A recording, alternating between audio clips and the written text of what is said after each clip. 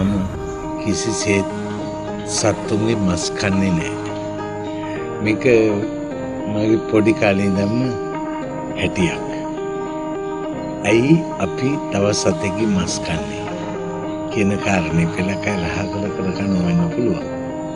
නමුත් මට හිතෙනවා තව ජීවිතයක් නැසනවා කියන එක අපේ ආහාරය වෙනුවෙන් හරි භයානක වැරද්දක් පාපයක් කියලා මගේ ආගමේ හැටියට. ඒක නිසා මම ඔබ සැමගෙන ඉල්ලා සිටිනවා සත්ව හිංසාව වළක්වන්න. හැම ආගමෙම සත්ව හිංසාව දරුණු වැරද්දක් කියන එක අඳුන්වලා දීලා තියෙනවා. හැම ආගමිකම ශාස්ත්‍රෝ මේ අදහසට ගරු කරනවා.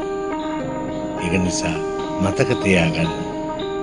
සත්ව හිංසාව තම ජීවිත යහපත උදෙසා යමෙක් කරන්නේද මම විශ්වාස කරනවා එයාට කවදා හෝ ඉතා භයානක ප්‍රතිඵල භුක්ති විඳින්න වෙනවා කියලා.